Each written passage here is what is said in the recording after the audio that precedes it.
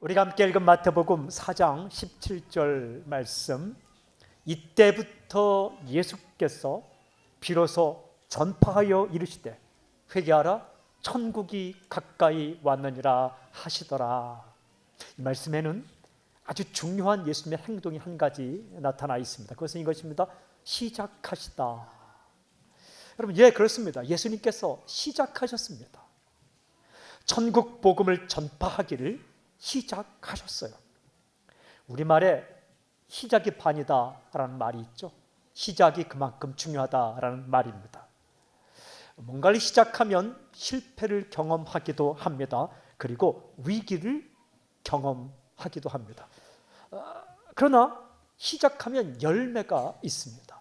시작 안 하면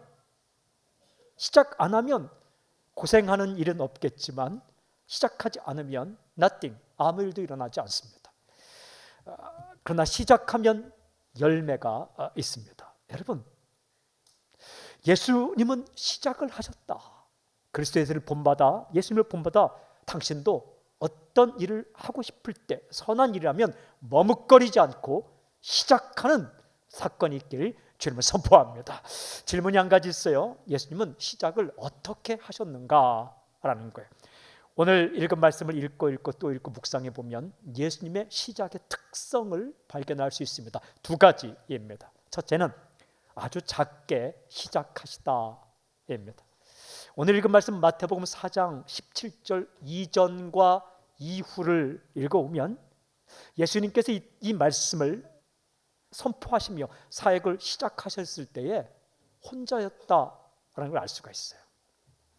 마태복음 4장 1절부터 16절까지를 먼저 읽어보면요, 예수님께서 40일 동안 광야에서 있었던 사건이 기록되어 있습니다. 그리고 돌아오셔서 갈릴리 나사렛에 사시고 가버나움에 사셨다라는 기록이 있습니다. 그리고 바로 17절이 있는 거예요. 그러니까 17절 말씀에 기록된 천국 복음을 선포할 때에 예수님은 혼자였던 겁니다. 제자를 부르는 사건은 18절부터 기록이 되어 있습니다. 수많은 무리가 등장하지 않습니다. 제자가 등장하지 않습니다. 그냥 혼자이십니다. 혼자 시작하셨습니다. 제자를 부르는 사건은 17절 이후 18절부터 기록되어 있어요. 근데 엄청나게 많은 사람을 제자로 부르지 않더라고요. 4장 18절부터 부른 제자의 명단은 10장에 가서야 나옵니다. 10장, 마태복음 10장 2절 4절 이렇게 기록되어 있어요. 12사도의 이름은 이러하니 베드로라 하는 시몬을 비롯하여 그의 형제 안드레와 세베대의 아들 야고보와 그의 형제 요한, 빌립과 바돌로메, 도마와 세리마테, 알파의 아들 야고보와 다데오, 가나나인 시몬 및 가룟 유다 곧 예수를 판자라. 12명으로부터 시작을 하셨습니다. 근데 이 명단을 유심히 살펴보면 대단한 사람들이 아닙니다. 그리고 형제가 들어가 있어요. 여러분, 전국을 대표하는 사람들을 할 때 집안 사람 2명을 끼워 넣으면 이게 말이 안 되는 겁니다. 그러니까 이 12명의 이 조합이 그리 대단한 조합이 아니라는 걸 알 수가 있습니다. 아주 평범한 사람들, 그것도 12로부터 시작을 하셨습니다. 아주 작게. 그리고 이 땅의 인생을 왕궁에서 시작하지 않고 말구유에서 시작하셨습니다. 예루살렘에서 시작하지 않고 갈릴리에서 시작을 하셨습니다. 그리고 팡파르를 울리며 시작하지 않고 아주 작게 조용하게 시작을 하셨습니다. 예수님께서 하나님의 나라는 어떻게 이 땅 가운데 시작이 될까 하신 말씀들이 곳곳에 있는데 대표적인 것이 마태복음 13장에 기록된 17가지 비유입니다. 천국 비유죠. 그 가운데 이런 말씀하셨어요. 마태복음 13장 31절 32절 또 비유를 들어 이르시되 천국은 마치 사람이 자기 밭에 갖다 심은 겨자씨 하나를 같으니 이는 모든 씨보다 작은 것이로되 자란 후에는 풀보다 커서 나무가 되매 공중의 새들이 와서 그 가지에 깃들이느니라. 겨자씨는 눈에 보이지 않습니다. 쉽게 생각하면 여러분 집안에 있는 검은 깨 한 알 크기만한 게 겨자씨입니다. 아주 작죠. 그러나 심겨지면 큰 나무가 됩니다. 새들이 와서 깃들일 정도로 아주 큰 나무로 자라납니다. 천국은 그렇게 이 땅 가운데 시작되고 이 땅 가운데 성장한다라는 말씀이에요. 아주 작게 시작합니다. 그러나 크게 성장하게 되는 거죠. 교회가 그렇게 시작됩니다. 우리 사람 살리는 교회도 하나님께서 그렇게 시작하셨습니다. 여러분, 한 가문의 복음화가 그렇게 시작합니다. 한 사람이 믿게 되고 그 사람을 통해 다른 사람들이 믿게 되는 거죠. 여러분, 이스라엘 백성이라는 선택된 백성을 부르실 때 창세기 읽어보면 한 사람을 부릅니다.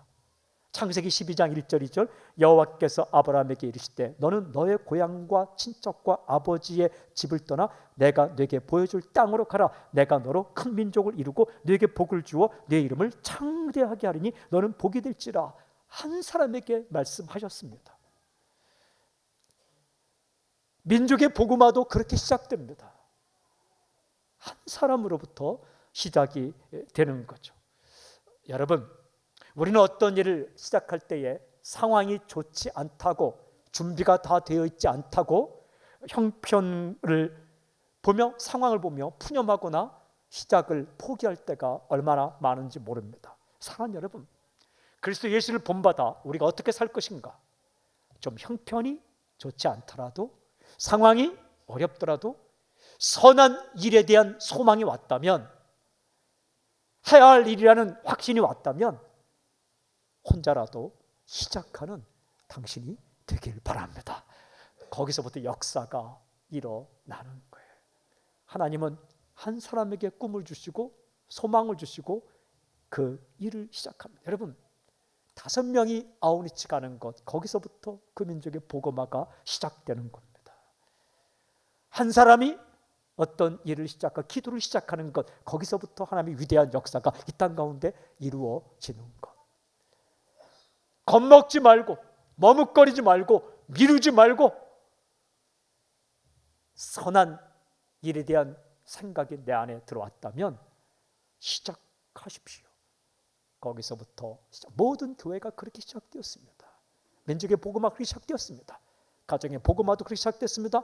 선교단체도 다 그렇게 시작된 것입니다. 어느 골방에서, 어느 곳에서 한 사람, 두세 사람이 모여서 꿈을 나누고 한 걸음을 떼어놓을 때에 시작되었다. 예수님의 이 땅에서의 하나님 나라 운동도 그렇게 시작되었습니다. 두 번째, 예수님의 시작의 특성은 본질에 집중하시다라는 거예요. 여러분, 우리가 함께 읽은 말씀 마태복음 4장 17절을 다시 집중해서 읽어보면 복잡하지가 않아요. 여러 가지 하지 않으셨어요. 그냥 본질에 딱 집중하셨어요. 그게 무엇인가? 회개하라, 천국이 가까이 왔느니라.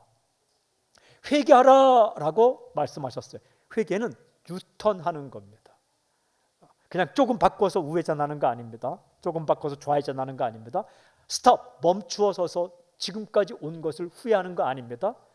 가던 길을 바꾸어 하나님께로 돌아서는 것, 하나님께 유턴하는 것, 이게 회개입니다. 그럼 무엇이 주어진다고요? 천국이 주어진다. 하나님께 돌아오면 천국이 주어질 것이다. 이 한 가지 사실에 집중하셨어요.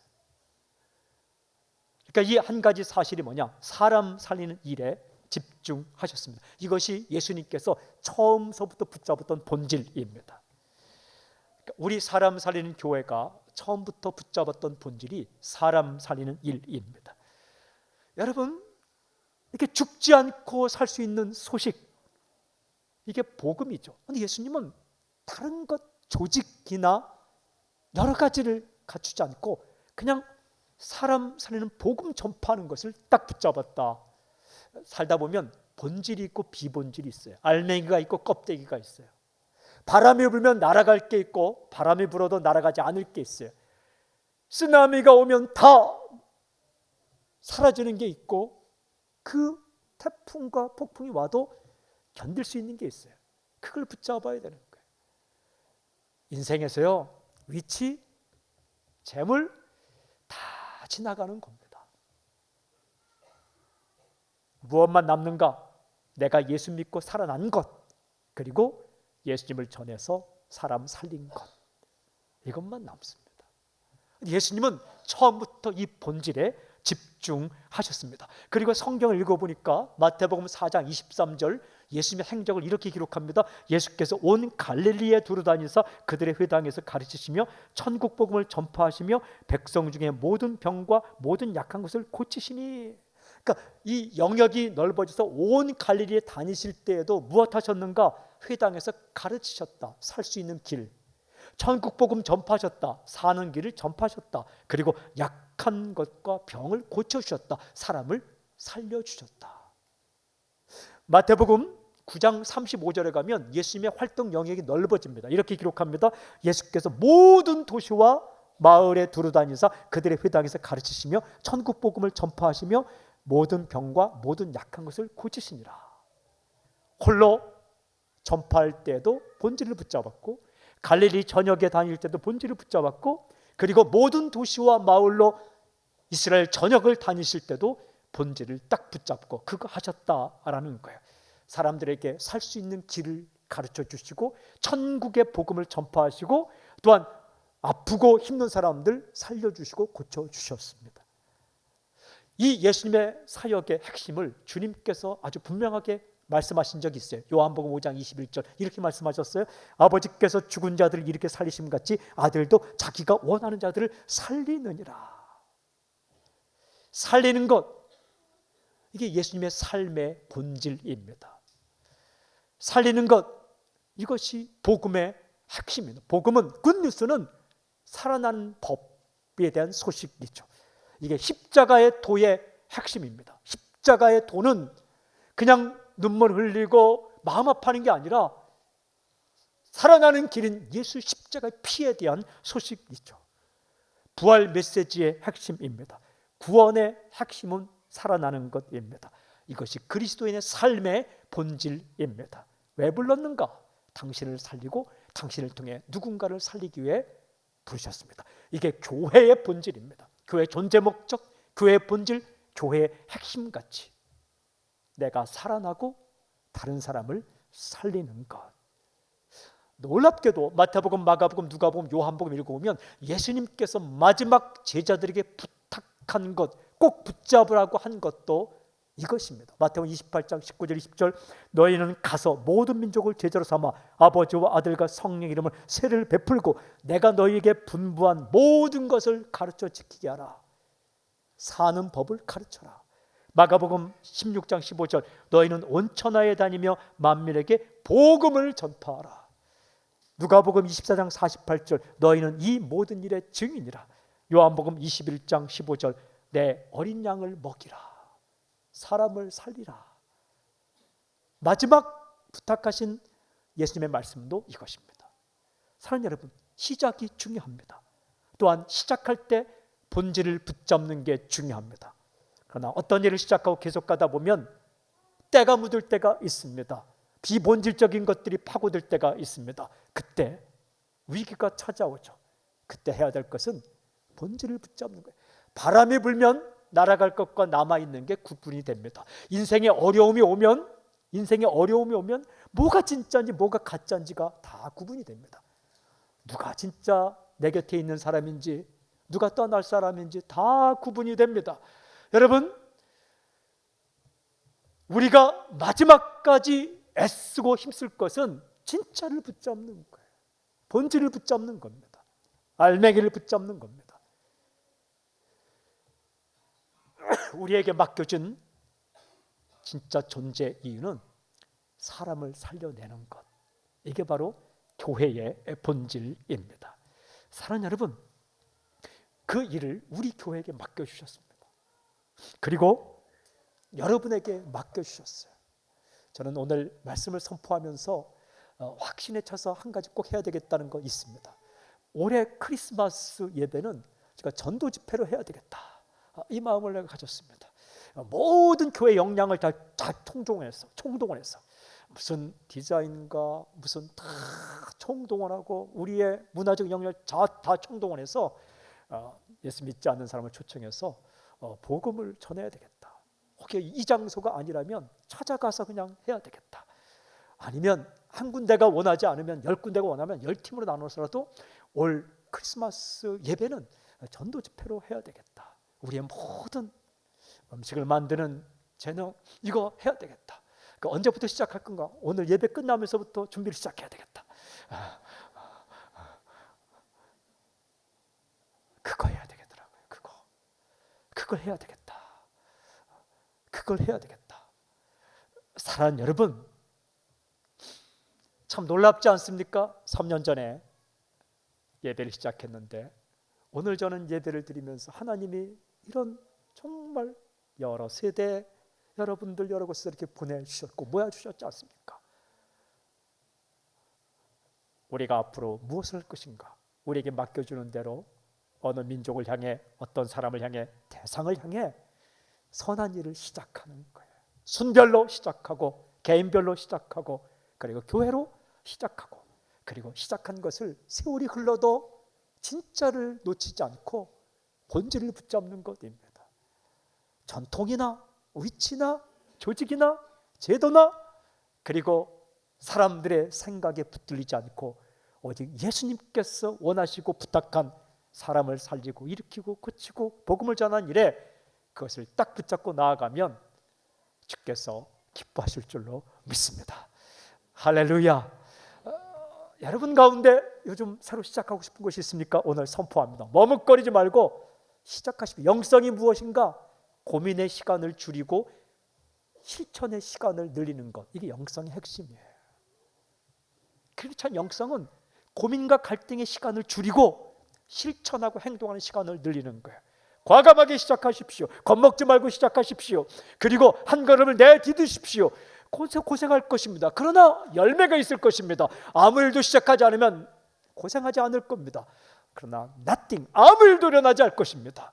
인생은 실패하지 않는 게 목적이 아니라 열매를 맺는 거죠. 쓰러지면 더 일어나고 쓰러지면 더 일어나고 몇 번을 넘어졌는가가 중요하지 않고 몇 번을 일어났는가가 중요한 거죠. 시작하고 도전하고 그 와중에 모든 당신의 삶 가운데 그리스도 예수를 본받아 본질 사람을 살리는 일을 붙잡는 놀라운 역사가 있기를 바랍니다. 그렇게 행하실 주님을 찬양합니다. 그렇게 행하실 주님을 찬양합니다. 할렐루야.